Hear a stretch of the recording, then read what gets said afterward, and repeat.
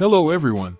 I want to express my deep gratitude to you. Since there are already 1,000 of us, we are returning to releasing videos on the channel with double motivation. And let's finish the guides for the factions of our game. The Chaos faction remained. Let's start with the newcomer to this faction named Agnes, which we can now improve in her banner. The character has already become a meth in the minus stage 1 trial and on guild bosses. During the passage of PvE content, it can also show itself well as the main damage dealer.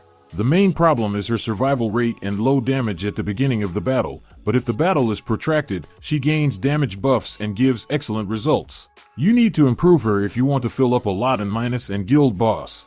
We use a griffin as a pet, a wolf is a budget option.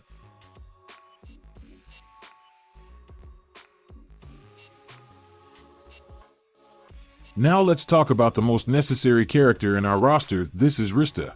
A huge advantage of this character is that we can use it on a small number of stars, plus we can very easily get copies of it from 2 stores, saving on sacred scrolls.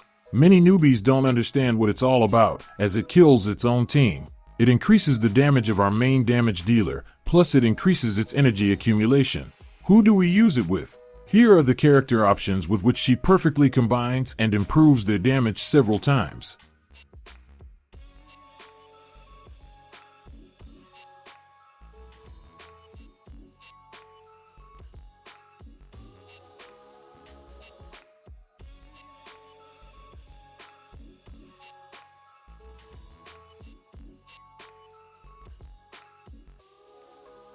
In the Lily variant, she increases her energy accumulation if we use a combination of Lily and Odette.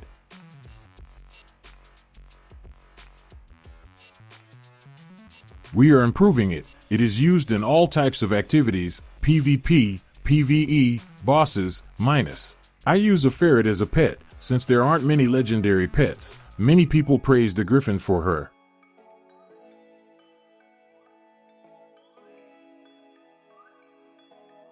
I would like to single out Hell as the next character. A great character who has great vitality, excellent control abilities, and good damage. Her only weak point is her opponents with shields. She is very bad at punching them. It happens that a character with 1 horsepower, but with a shield, lives for 30 seconds and Hell cannot finish him off. It is for these purposes that we can use her in combination with Layla during the campaign. Hell will stay alive, and Layla will add damage to breakthrough shields, and Angela is also desirable in this combination. Get one of the first in this faction. We use a griffin as a pet, as she's fine with survivability anyway.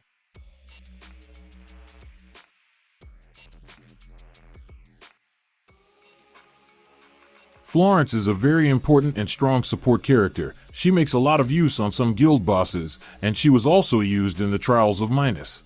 During the campaign, we can also safely use you as a very powerful support in your team.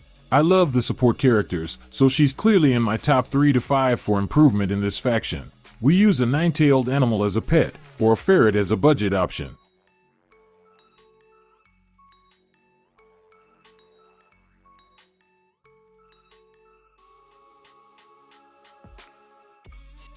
Now let's move on to the very old, but still playable damage dealer of the Chaos faction.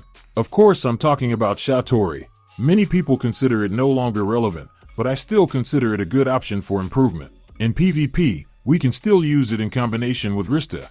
UR teams, it breaks through with difficulty, but you can safely put it on the front line. I haven't lost my relevance in the campaign either. I'm currently going through chapter 85 and it shows good results there. The faction tower also dispenses with it. In general, it's a great option to improve your Chaos faction roster. We use a griffin as a pet.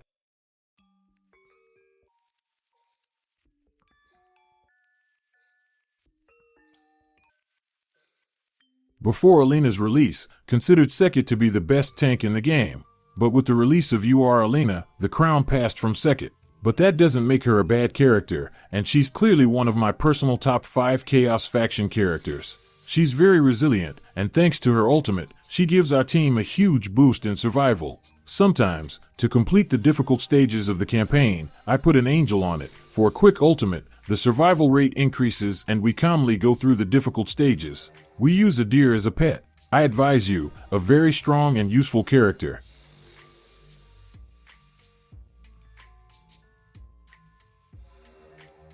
Is it worth getting Char into your character roster now?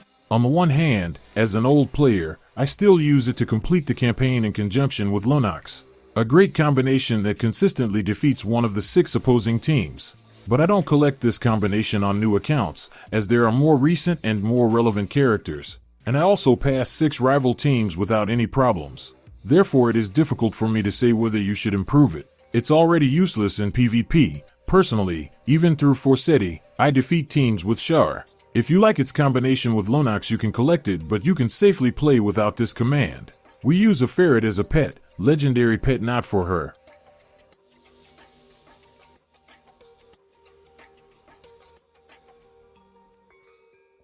I used to advise everyone I know to improve aposty. In combination with Esmeralda, they showed phenomenal results. But from about 75 to 78 chapters of the campaign, it became very difficult for her to break through opponents, as the difference in combat power made itself felt. The character is still worthy of improvement, especially since we can easily get copies of her through 2 stores. Therefore, beginners can safely improve it. Do not forget to use it with Esmeralda and other characters with a lot of control.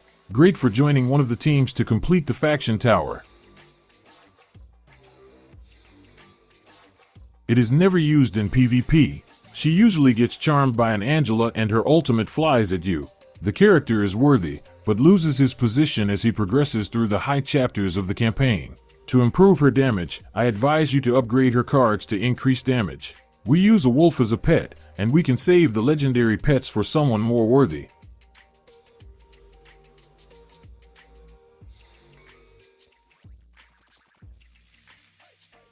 What can I say about Morpheus? She performs well in PvP content and during the campaign. Do I recommend improving it on your accounts? No. There are more interesting options for these purposes. It is very average. If you are a fan of the Lily and Odette combination, you can improve this team for her. But I would pass her by, since a lot of strong and useful characters have been coming out lately, and resources are limited.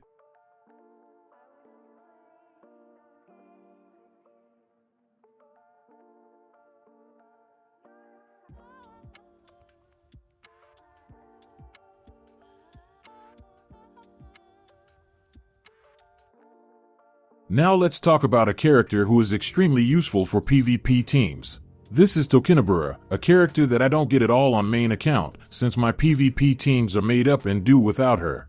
But the truth is, I need it on the roster to create more interesting teams for the front line. If you don't care about the PvP component of the game, I wouldn't advise you to look at it at all, since there are much stronger characters for it. Is very important for PvP, as it controls the accumulation of energy by the opponent's characters. Therefore, decide for yourself with it. You need control of energy in PvP, get it and improve it. If not, then don't worry.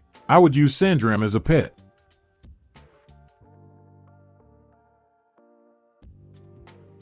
And now it's time to talk about the outsiders of this faction, whom we can only get through stores and never spend sacred scrolls and diamonds on them.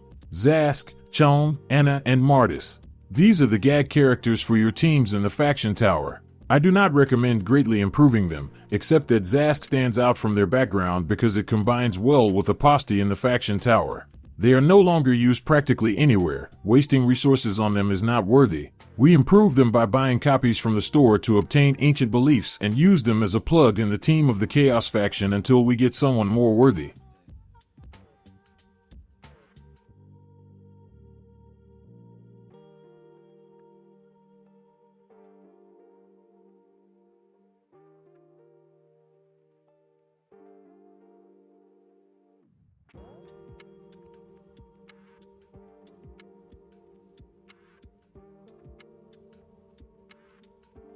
What do you think about the Chaos faction? Who is your favorite and outsider?